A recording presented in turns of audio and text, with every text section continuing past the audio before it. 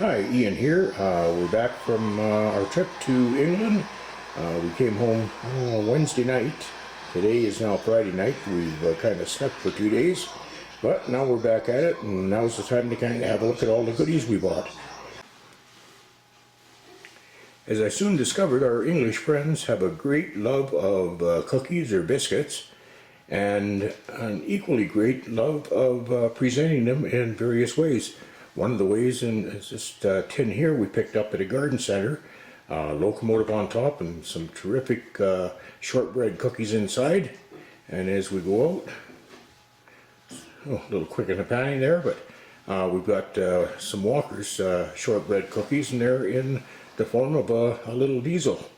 So they do love their presentation, and I think it's terrific myself. I'll just get a little close in here on this little steam train. Ooh.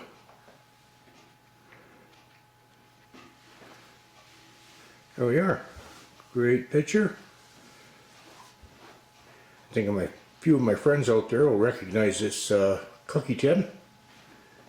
It was a nice little buy.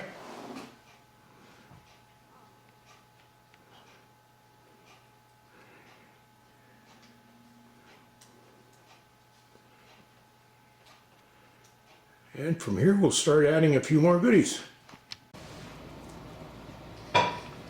Alrighty, our little collection is growing here. We've got a few trackside models here that I picked up.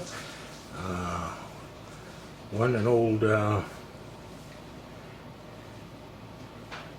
mail transfer unit off an old steam train, where the train would just come along and grab the mail bag off the rotating post there. An outhouse for a worker, and a little bench scene is that bench scene with a gate or something thrown up against it. And then we've got a couple of models here. One cooperative or cooperators. See how close we can get here. Can't get that close, obviously. There we are. Just a little minivan.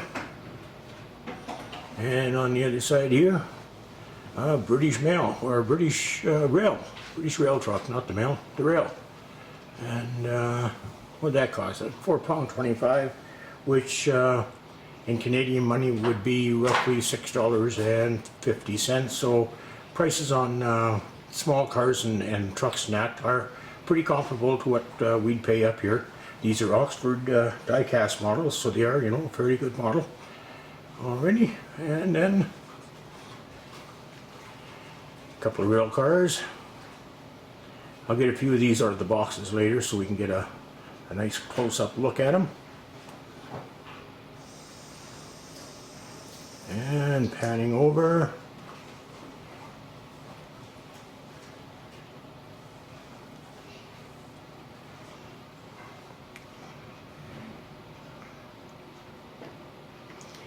We see a couple of old steam.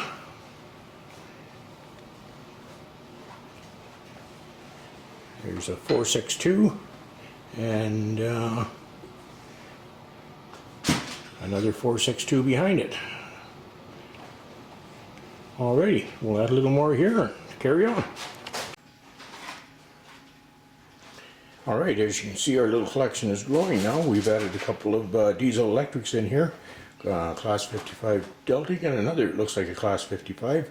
Down there, it's from Midlands. And on the other side, as far as the cars go, we've got some Royal Mail in there, and then some coaches, passenger coaches. So it's growing, a little collection. We'll just keep on watching here and see what comes about. Alrighty, just added a couple of more 462s. I do like these units. One's the Duchess of Montrose, and one's Princess Anne Victoria. I think it is. They've the running names of them. And what else we got here? Another Class 55 and a Class 42.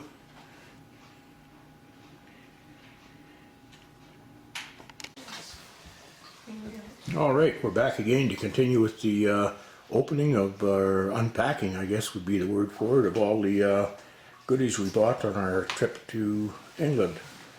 And as you can see, we've got quite a number of them. So we're going to add a little more to this now. And my other grandson is here today. So Braden is here. Maybe we'll get the three of them over to say hi, and then we'll get unpacking. So here we are. We got Braden. And then Cole in the middle and Cameron on the far side in the Oilers jersey. So say hi, guys, and hi. Let's we'll get at unpacking here. Okay. Okay, we got the other case started to get it unpacked, and as you can see, we got a couple of more steam locomotives here, and there's some more diesel and diesel electric. And various cars and that, and like later on I'll go into detail and we'll get these out of the packages and have a close-up look at them, because I've got to catalog them all and take individual pictures of them all. So right now I just want to get it all out, and then we'll get started on the next part of it. Alrighty, well, what we were able to bring back in suitcases is here.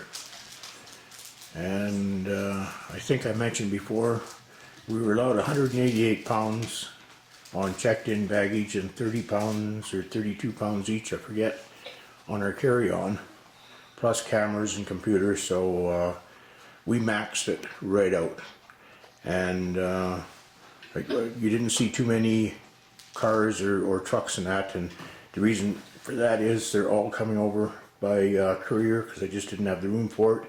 It's all basically Oxford die-cast, and I tried to order them in I guess amounts that would replicate or kind of indicate the traffic flow in Great Britain, because what I counted over there, and just not a scientific count, but when we were out driving around, I always kind of kept count of 10 vehicles. Not every 10 vehicles, 4 were trucks or lorries, as the British call them, and 6 were automobiles. So what I did when I bought the die-cast, I bought 4 trucks for every 6 cars I bought, so that we have a 40-60% ratio, which would be indicative of the road pattern and traffic patterns over there. Okay, we'll just go back and forth. This is the stuff you saw yesterday as we were starting on this.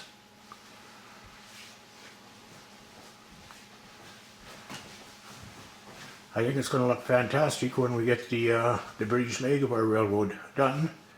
And I guess when you think about it, a million years ago, Canada, USA, and Great Britain and part of Europe were all joined together anyway. And it's just erosion and water movement that kind of has set us apart now from the rest of the world. So what we'll do is, I guess, replicate that by being in Canada on one side of the wall and being Great Britain the other side of the wall. So I think most of you know I'm not prototypical in what I do, and I don't care if I run a Canadian CP diesel on an English track. It matters not to me. I'm just there to have the fun and to build and enjoy the hobby, and I think that's the way it should be.